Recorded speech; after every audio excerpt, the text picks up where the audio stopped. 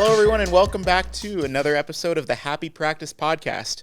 I'm your host, Adam Sierra, and today I am joined by an amazing optometrist and so many other things, Dr. Kevin Semma. Welcome to the show. Thanks for having me, Adam. So Dr. Semma is a graduate with honors from Nova Southeastern University College of Optometry, and he is the owner and founder of Maple Eye Care and Eyewear in his hometown of Bloomfield Hills, Michigan. He specializes in concierge primary care, ocular disease, surgical co-management, and contact lenses. Dr. Semma is passionate about inspiring others to open their own practices from scratch and teaching fellow doctors about the newest technology available to provide concierge care to their patients. So, Dr. Semma, what we're going to talk about today is kind of your foray into entrepreneurship and starting your own practice. I really want that to be the focus. Let's start from the beginning. When did you know that you wanted to be an entrepreneur? And when did you know that you wanted to have your own business? So it was actually when I was applying to optometry school. So I wasn't always pre-optometry. I was actually pre-med for the longest time. Oh, really? Yeah. So you were planning to go to med school? Yeah, absolutely. I applied. I took the MCAT and everything. So what happened? I didn't get in.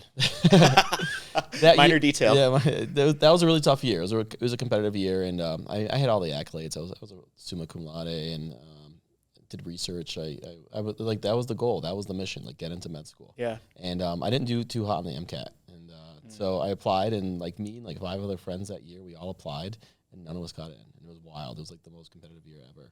And so we were all kind of panicking. We're like, what do we do? And we're like, do we like take a gap year? Do we retake the MCAT? Do we do a master's and like boost our chances? And it's like med school is already such a long road. You know, it's 4 years and residency, then maybe fellowship, and so it's like every year you add on. Yeah. It's such a big deal. So a few of us were like, all right, well, like we want to be doctors, but MD or DO is not the only option, and there's other options out there. So we all kind of started exploring different things. And some of my friends looked into dental, and I looked into the dental world, and I was like, it's too bloody for me. It's not for me. And one of my friends, Dr. Raymond Yaldu, he got into optometry school at MCO. He's a year ahead of me.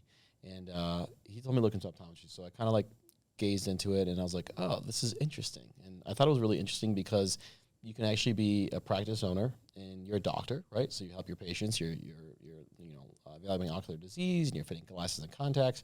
But you can also be a retail owner. And so in your office, you can sell glasses and lenses and contacts. So there's like a retail component to it. And I was like, I kind of like where this is going, you know? So yeah, this sounds good. Yeah. And I've had a job since I was like 15. I've always worked for my dad. He had a junkyard. So my dad was an entrepreneur. He was always a business owner. And so I knew I wanted to be an entrepreneur of some. And I was like, this is like a really cool marriage of like being an optometrist and a business owner. So I applied and I got in first round. So it was great. So I only take 1 year off, which is good.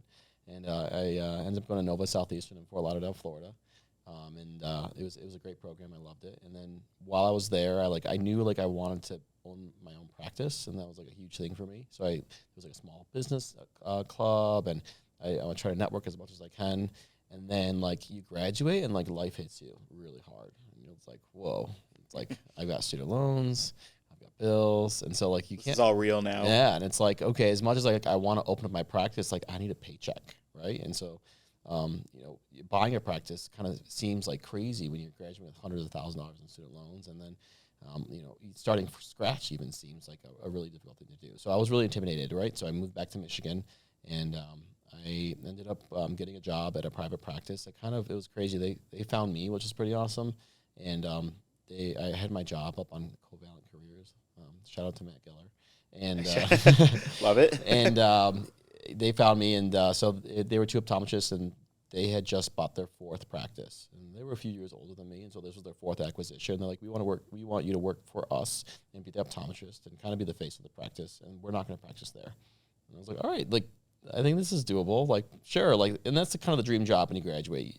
Some people go the commercial route. I mean, working private practice is kind of always the goal if you're going to be an associate. So I was their associate for about 4.5, maybe 5 years, and it was a great experience. I loved them, and they were great bosses, and I had a great time at this practice. But because I was pretty much the full-time doctor there, aside for the previous owner kind of stayed on 1 day a week, I became the face of the practice, which was pretty wild. So I was seeing all the patients, and I was kind of the new norm there. And then because you're the full-time doctor there, you end up like taking on more of a role. So then like I felt like I was like handling like patient complaints at times. Oh, yeah, and yeah. then like dealing with like staff interactions at times, and if the IT system went down, like I would figure out how to get it restarted. So I kind of wore a lot of hats, and it was cool. I loved it, and it was a great learning experience, and I had a lot of fun, and it was the patients that were awesome. And then I kind of got to that point where I was like, it's nice working for somebody. It's nice having that paycheck, that salary every year. But like, what's next, right? And but I didn't know how to like take on the next role of what's next, because there's so many options that you can do. It's like, do you buy a practice? Do you open up cold? And around the time that I was looking to open my practice was like when private equity was really hot in optometry. And so the goal would be like you would find a doctor that was near retirement age, and you would work underneath him for a few years or her, and then like get some sweat equity in the practice, and like slowly buy yourself in while they buy themselves out. But then private equity totally changed things, because all of a sudden you're competing with like these like basically like deep pockets that you can't even compare to.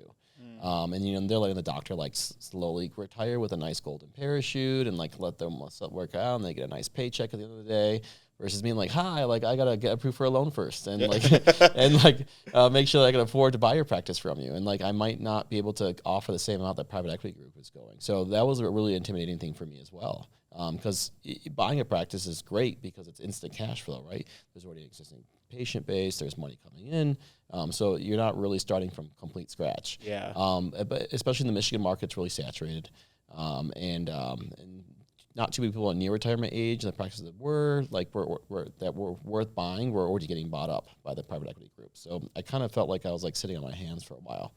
And then COVID hit, and we were all kind of stuck on our couches for a couple of weeks. And I had a couple random weeks off, which was wild. And I remember I was on Instagram Live, and there was an interview, and Matt Geller from Eyes on Eye Care, he was interviewing an optometrist. His name is Dr. Eric Boss. And Dr. Boss owned Eye Care Advisors. So Eye Care Advisors is a consulting group based out of Chicago, but they basically help optometrists all over the country, and their idea is they help you open up cold. So they are essentially kind of giving you the plan from A to Z. And so I'll get more detail to it, but it made it almost feel like it was obtainable at this point. I was like, okay, someone's going to hold my hand. Someone's going to kind of walk me through it. Like, I don't have to kind of start from scratch. I mean, I am going to open up a practice from scratch, but like, the methods to opening the practice was going to kind of, be assisted with this consulting group. So I kind of sat on it for a little bit longer, and then eventually I kind of got the courage to say, all right, let me call Dr. Eric Boss. So I filled out their form online, and him and I jumped on a call, and it was a very enlightening call. And he made me so confident, and he was like, Kevin, you can do this. Like, and we talked about like what I was nervous about, how would we tackle the things of like, because your income drops for a while. So like I knew I was going to have to get a part-time job somewhere for a couple of days. Like I wouldn't be full-time in my practice. And so he kind of like reassured me that it can be done, and there's different steps to it. And I was like, all right, let's do it. So I jumped in both feet. And it was awesome, and I onboarded with them, and they were great. And so they had a whole team. So Dr. Eric Boss and Dr. Robert Simons, they're the co-founders. They're optometrists. Got it. Okay. Both of them. Yep. And they own, I think between the two of them, I think like 16 or 17 practices in Chicago. Nice. And most of them were cold starts. So they've done this many times. And then they had other optometrists on their team. Some optometrists specialized in marketing, some specialized in HR, some in onboarding, some specialized in kind of managed vision care plans and how to be profitable from day one. Some specialized in equipment, and then they had a biller on board, and they teach you like how to get on insurances and how to post checks. And then they had an optician on board, how to pick out classes and like what do you look for in a frame line. And so it was kind of like a one-stop shop, which is pretty awesome. And then you have access to them all the time, which is great. So it's like 24-hour access through Slack. So like I would message them at all times of the day and like ask for help. And they make the introduction for everything. So, from financing to, okay, like I've got to get a bank loan. Like who do I get a loan from? And so like they've got contacts at different banks that are very, optometry friendly. They've worked with optometrists enough times that they know like we're not a risky investment, and they help you build your business plan, help you come up with your mission statement, and get everything nice and presented to the banker, and then And then you like have to go through underwriting, which is a really stressful process, right? That sounds fun. Yeah, you're like, oh my God, I got a lot of student loans. I'm sorry. And then it's cool though, because I realized that like you can have a mortgage, you can have a car payment, you can have student loans. You can still get approved for a loan to like open a practice. Yeah. And because they know that we're a safe bet. You know, it's very rare that optometry practices fail. And so if you have that gumption to like kind of go all in, and you kind of look good on paper in terms of like your business plan, and you don't seem that risky from a bank standpoint, then they're gonna give you a loan, which is awesome. So once you get financing secured, it's like great. Now what? And it's like now you got to find a space. So then they introduced me to a real estate agent, and that real estate agent like got us a bunch of properties, and we did like drive. And this was all during COVID, right? Kind of the midst of it. Oh wow! So like I couldn't even like drive in the same car as my realtor. Like we wore masks as we like went into like the different spaces, and it was very eye opening, and it was that was like when it was starting to get really real, right? So like you would go and look at all the spaces, and then they'd be like, okay, this is how much rent is. I'd be like, whoa, that's a lot. And then it's due every month. Yeah, every month, and it's going to go up every year, and you're going to do it for 10 years. Yeah. And so then like it gets real. And so like we finally kind of settled on a space, and I actually took over a yoga studio. So I ended up renting out a yoga studio, but then I had to gut it, right? So we had to take out all the floors and all the walls and the drop ceiling, and then then like I was like, okay, I got to design this space. So Eye Care Advisors had a designer that they recommend I work with, and they had an architect come out and measure the space, and we drew out the plans and came out with like the color concept, and I gave them like all my inspirations of what I want my office to look like, and so they kind of came up with like this vision board per se. And then once I kind of finalized my vision board, we like had an architect draw out plans, and then we had an engineer look over the plans, and then the next thing you know, I had blueprints. And then the place was getting demoed. And then it was really real, because like there was no going back at this point. Like I signed a lease. I am in midst construction. So it was very overwhelming. I'll tell you that. But it was a good overwhelming now that I look back on it. I mean, it is scary, but I enjoyed the process. And I was fortunate at the time. It was actually my now wife. She was my girlfriend at the time. Her dad is a general contractor, and he specializes in medical offices. And so he does a lot of dentals, and he's done a lot of optometry. And so I picked him as my general contractor, and he was great to work with. But because we were kind of like family, because I was dating his daughter, I was like involved in like the build out. So I was like the unofficial superintendent.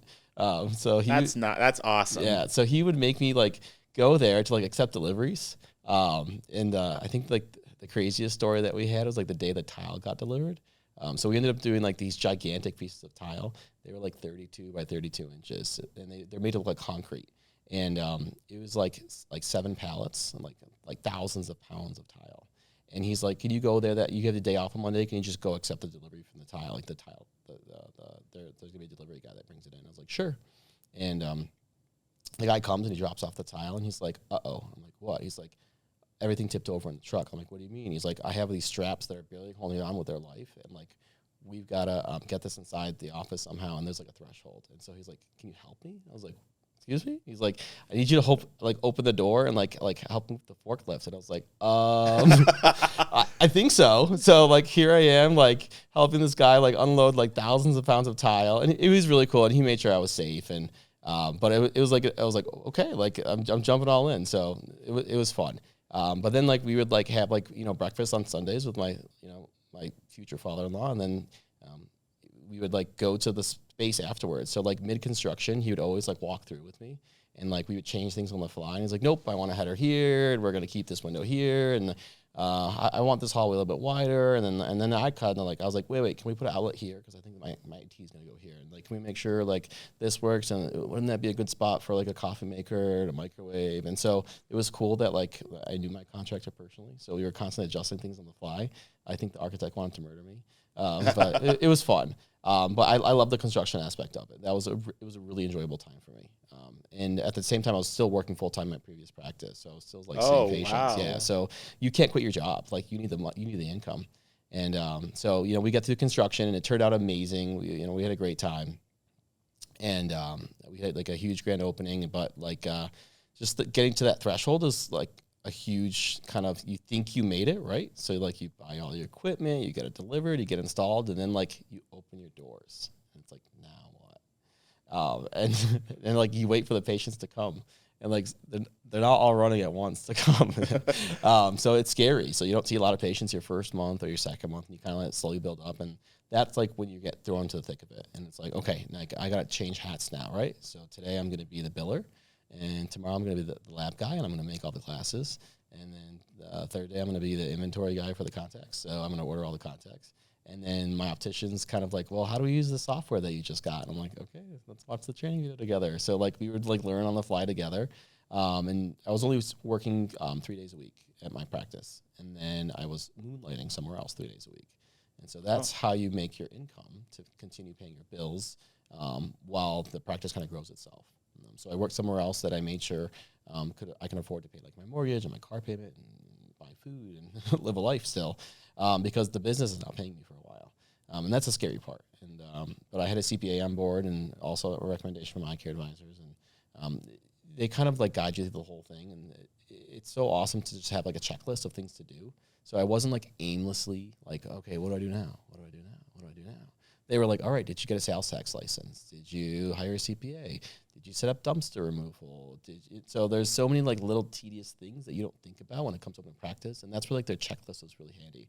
And the doctors on the team are brilliant, you know, and they've all opened up cold themselves. So they've already been in my shoes. And so that was like where I felt the most value was like, I bet you they have made thousands, if not hundreds of $1,000s in mistakes. And so like I'm learning from them and not making costly mistakes, which was great. So, you know, we got the doors open and then it was like gangbusters. It was just like, let's make this happen. And, you know, It's real now. It's exactly. And that's where I started to not panic, but you know, you get like the sense of like overwhelmness for a while. But then it starts to become like a groove. And like the things that seem foreign week 1 or week 2, they like slowly start to become a repeatable thing. And then like by like week 5 or 6, like, oh, I saw that insurance plan. I know how to read it. Or, oh, I know how to handle this prescription. Or, oh, I know how to do that because I did it before. And then it just becomes like rinse, repeat. And there's so many moving parts, right? So like you sell all the glasses on your board and it's like, then what? It's like, well, you have to call your rep. You have to order more glasses. I'm like, what? So, and so there's still like so many little like nuances that you don't think about. And then so like you start making a relationship with your reps for glasses, and then you meet all your contact lens reps, and then you meet all your pharmaceutical reps, and then you kind of become like you slowly start becoming like this new guy in town that like everybody slowly starts to know. And so word of mouth is huge in the beginning, and that's how you kind of get your foot in the door, because you don't have like thousands of dollars to invest in Google ads and keywords and SEO. Yeah. You need that money because you're using the working capital the bank gave you to pay your bills, to pay your staff. You're not paying yourself at this point. And it's a scary thing, but when you start seeing the income come in, you're like, oh, the insurance companies are paying me, and like my credit processor is like depositing money in my account. Like, this is cool. Yeah. And so it slowly like gets better over time. And then like slowly, like you just start building things organically. So like word of mouth was a huge thing for me. And, you know, we started like making sure that all our patients like, hey, by the way, like, you know, if mom was eligible for benefits, like dad and son and daughter are still eligible. So like, that's like free marketing, right? Did they get an eye exam recently? So that was like, those were cool ways to kind of build up in the beginning. And we took a lot of vision insurance because that's kind of free advertising if you think about it. So I'd ask a lot of my patients, how did you find me? And they're like, oh, I looked in, you know, my vision insurance's directory, and you were number 1 or number 2.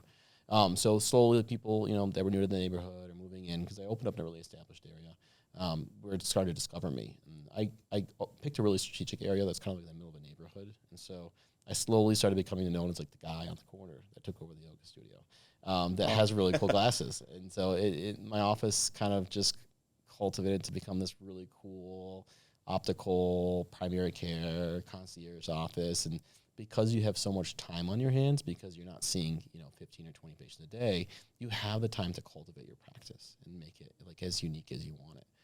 You're not necessarily like, you know, bombarded with people. So you can wow people. You can give them, you know, an hour-long eye exam and explain so many different things about the images you took of the eye, and explain, you know, different glasses and different contacts. And people really like that. And they're like, wow, that's the most thorough exam I've ever had in my life. And it's like, thank you. Yeah. So that's like all just, you know, you have time in your hands. And Dr. Steinmetz has a good phrase.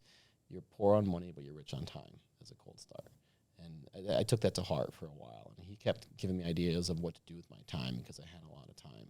And it slowly kind of, and then like this momentum builds, and the next thing you know, like year one's done. You're like, holy crap, we did it. And yeah, it was just a fun journey starting from the beginning. And it's stressful, but I found ways to enjoy it throughout the process, for sure. Wow. At what point were you like, this is actually going to work? That's a good question. I think like, it was funny. The week before I opened, I had all my frames delivered, and like, because at that point, like, it was a construction site, right? And we had some equipment that was being installed. And I was like, okay, cool, we have equipment. But when the frames were delivered, I like recruited like my girlfriend and like all my siblings. So I'm one of 6 kids. I had like 4 of my siblings at my office, and my uncle and my aunt, and we're all sitting here like with like iPads and laptops. They're all like putting frames in inventory and like putting them on the board. And I was like, holy crap! Like, I've got an optical. I've got 400 frames here. And that's when I was like, okay, this is real. Like, people are going to buy these frames. And I was like, do I have them all in inventory? We have Asia next week. We got to get them all in inventory. So that's when like it really hit me like, oh crap, like we're opening up. And that week, I did not sleep well. I remember that week. It was just like getting ready for like opening day, and we were getting our final inspections done, and people were calling us, and we were making appointments. And that's when it really was like, okay, like this is happening. We're going to open up our doors. And it was cool. And looking back on that process, I wouldn't trade it for the world. It was such like a fun, like, bonding experience with my family. And like, they're all like, oh, these are cool. We're all trying on glasses. And Yeah. it was cool. I was the first, like, doctor in the family. And so everyone was like really proud of me, and they all wanted to help me out as much as they can. Like, my brother was there with his like toolbox, and he was hanging up things for me, and, breaking down boxes and putting contact lens sets together. And I really enjoyed it. And that was like a really fun week. So it's funny because I have a really good friend. Her name is Dr. Jamie Kuzniar. She's an optometrist. I love Jamie. Yeah, she's awesome. So she opened up about 25 minutes from me. Yeah. We're really good friends. And so she actually opened up, I think, 7 or 8 months after me. And she actually used Eyecare advisors as well. So she hired them to help her open her practice. And the week before she opened, I volunteered to come to her office and help her out, because I knew how I felt like that first week. And so I went to her office, and like I set up her contact lens fitting sets, and I put frames in inventory for her, and I brought up all champagne and coffee, and like it was just like a good like time. And like I knew all the emotions she was going through, so I was like super excited to help her. And she was like, down the street from me, essentially. So that was like a fun thing to like pass the baton and help somebody else that was kind of going through the same thing. There's a lot of misconceptions in healthcare and in entrepreneurship, and when those two intersect, I love that you're helping out the person next door to you, because people in maybe other industries might think, oh, well, that's my competition. I'm not going to help my competition. Yeah. You would know better than I do what % of Americans actually go to an optometrist. Right. Your competition isn't the person next door. Your Right. competition is indifference and the whatever % of people it is that don't go. Absolutely. And that helps you build community. That's one of the things that you talked about in curating your practice. And I think that's the side that I don't think people talk about it enough, but the one side that people really don't talk about is the soft part of building a practice. You also have to build culture. Right. You also have to build what is your brand. You also have to build what is my patient experience? What makes me different? How do I want people to feel when they walk through my doors? And you have a really cool experience with it. So tell me more about like the soft side, like, and your brand, and like, like I walk through your doors as a patient. What do I experience, and what makes you different? Absolutely. So the first thing that started off was my logo. That was a huge thing for me, because I really wanted it to be like eye-catching, but I wanted it to be like clean and modern. I didn't want it to age and date. So my sister, Tessa, and her husband, Johnny, they own Anchor Design and Business Co., which is like a graphic design consulting group. And my sister's the graphic designer, and so she's like, all right, let's make your logo. So like one day at my mom's house, we were sitting living there, and she's got her MacBook out, and she's like, and we're like playing around with fonts and colors, and we're like, black and white, let's do black and white. And I'm like, okay, we'll do black and white. So we like come up, and then she's like, all right, like we're gonna make a font for your logo. So like we made this font, change the E like this, and do that, and do that. At the same time, I was running all this through Eyecare advisors, and I was like, hey, Dr. Boss, what do you think about this? And hey, Dr. Brian, and they were giving me tweaks too, like, oh, this is going to be really hard to read on a business card. That'll be really hard to put on a monument sign. This will not catch people as they're driving too fast. And so they helped me like curate the name and things like that as well. So eventually my sister Tessa and I kind of came up with our logo, and it was perfect.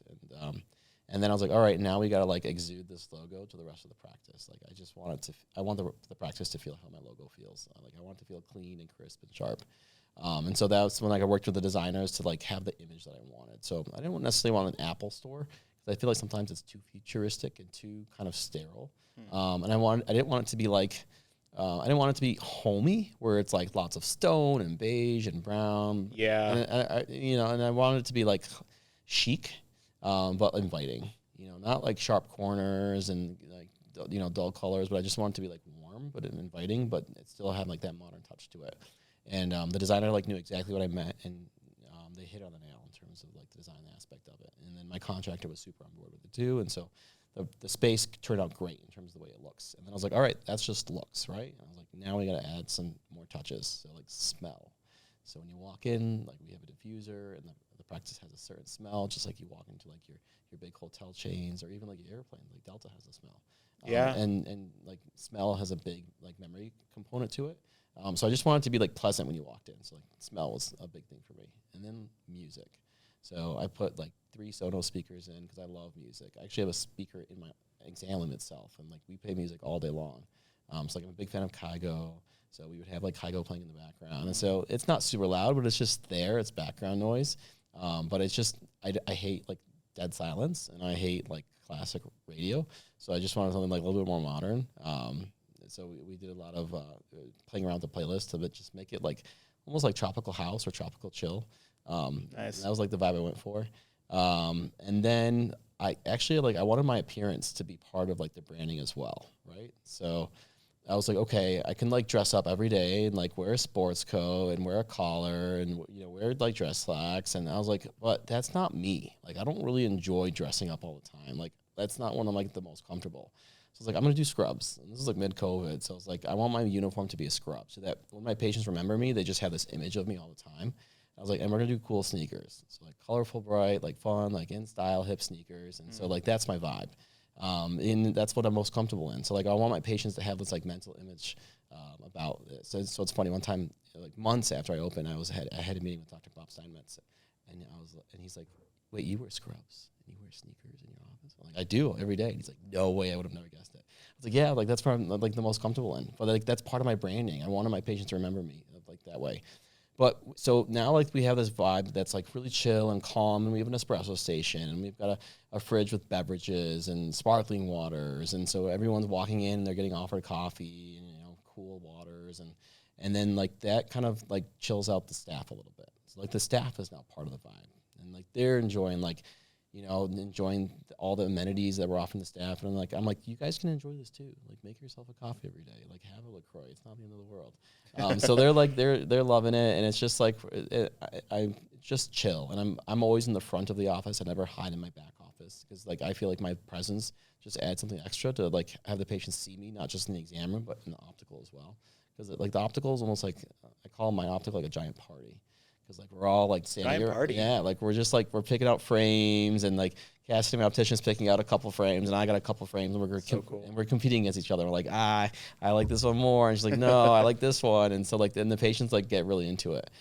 So it's fun, and then like I help out as long as I can till my next patient's ready, and then I take them back. So that's how I wanted like the vibe of my office to go, and just I want it to be a memorable experience, but also different than you've ever had somewhere else. I didn't want it to be a sterile doctor's office. I didn't want, TVs on the wall playing ads, and I didn't want a magazine rack. And it's warm and inviting, Warm and inviting, and that's like an experience that people are going to remember. Absolutely. Yeah, and that they're going to be drawn to come back to. Yeah, I think there's a lot of misconceptions about cold starting, and maybe you agree, maybe you disagree, but.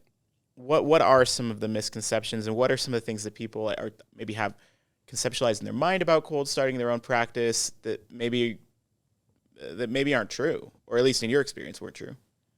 So I think a big hurdle for a lot of people is financing. So you graduate and now from optometry with hundreds of $1,000s of debt, to sometimes even $300,000. So that can seem like a ball chain for a lot of people, and they kind of delay life and pay that off, or they want to pay that off right away, or they feel like because they have that student loan payment that they can't get financing, but that's not true at all. So the bank has like a lot of different factors they look at in terms of how to approve you and make sure that you're kind of a safe bet to loan to. They want to look at what your tentative equipment quote's going to be. They want to look where the space is going to be. They want to see how much rent's going to be. So they have so many factors they put into play. So financing is a hurdle, but it's not the hurdle. And so a lot of doctors, get approved for business loans now. And my general contractor, my father-in-law, he was the one kind of telling me like, yeah, like I'm doing all these dental offices, like tons of dentists are opening up cold too. It's not just optometry, but like the dental world, and the veterinarian world, like there is money out there that the banks want to lend because they know that you guys have a very low failure rate. You have a really high successful rate. So it's the financing out there. So I think that's one misconception. Loss of income could be a thing that people worry about, and you do take a dip for a while, and that's true. So you've got to learn to rein it back a little bit, and you're going to work part-time somewhere else. You can't just quit your job and be full-time in your cold start.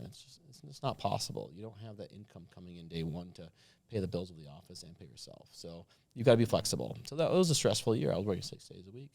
I chose to work 6 days because I knew I wanted to propose soon. I wanted to get married, so I wanted to save a little bit more money. So I had other things in the back of my mind, and so I did a lot of things at once. I opened a practice. I got engaged. I planned a wedding. I got married. So those were all hurdles outside the practice. So it was pretty wild. So that was another big misconception is your income, but it can be done. And we're very fortunate in the optometry world where you have a lot of options in the commercial world. So you can work for like a lot of the awesome chains out there. They're always looking for part-time help, and so there's always open availability to kind of moonlight at other places, which is really great. Those were kind of the two biggest hurdles that kind of deterred me for a while until I realized like they aren't really the biggest hurdles when you kind of sit down and kind of put pen to paper and look at all the different factors. Totally. Yeah. Look, so now you're 2 years down the road, right? And your practice is humming along. It's doing really well. Patients are coming back. And, by all measures, it's been a huge success. What do you wish you knew then that you know now? Then that I know now. Really digging deep on this one. I know. The small details matter. Like every patient experience matters. And you really have to make sure that everybody leaves your office happy, and like customer service is kind of on the top priority, because that one patient, if they're happy, they are going to maybe tell a couple people, but if that one patient's unhappy, they might tell like 8 or 10 people. And I feel like that's a testament to my Google reviews. We have 108 5-star reviews, all 5-star, knock on wood. And but I slowly learned that like, you're going to lose on that patient. You might have to do a restyle or do a refund or kind of extend that warranty a little bit longer, or kind of make things happen to make the patient a little bit more happy and have that customer service there. And it might cost you some money, but at the end of the road, it's a marketing cost. And so I wish I would have known that from the beginning, because there was things I could have probably fixed in a different manner. And as I got used to it, I'm like, okay, I can absorb that cost to fix that situation that we happen. So now I give like my optician Cassie kind of free rein to like if I don't care if it costs me a few $100s, like make the patient happy, and we'll do what it takes. And she's like, okay. But it pays to do that, because now that patient like, thank you for so much for going above and beyond for me. That's really awesome they did that. So. And that's being long-term smart, because that patient, like you invest in making that patient happy and building that relationship, and it's going to benefit everybody over the long run. Because you're not just starting a practice to have it for a year or two. I mean, it sounds like you're in this for the long haul. Absolutely. And the patients are really what makes that possible, and they want someone to work with long-term too. They want to have a relationship with someone, and healthcare is so personal and so dear to a lot of people that you really want to be working with people that you trust. So I love that you curated that in your practice.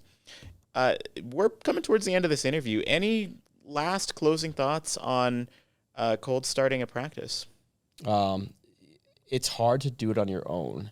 In a sense that there's so many people that have done it before you. To kind of go at it yourself, it can be done, but to kind of poll the audience and ask a bunch of people what they did, there's a lot of mistakes that can be made, and those mistakes can be very costly.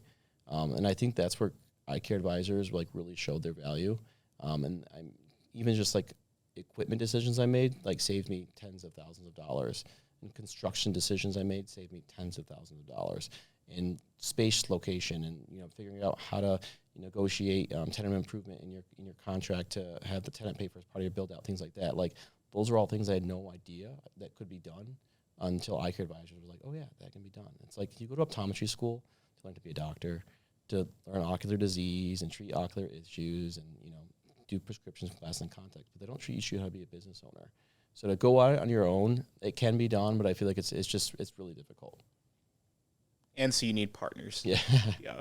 Absolutely.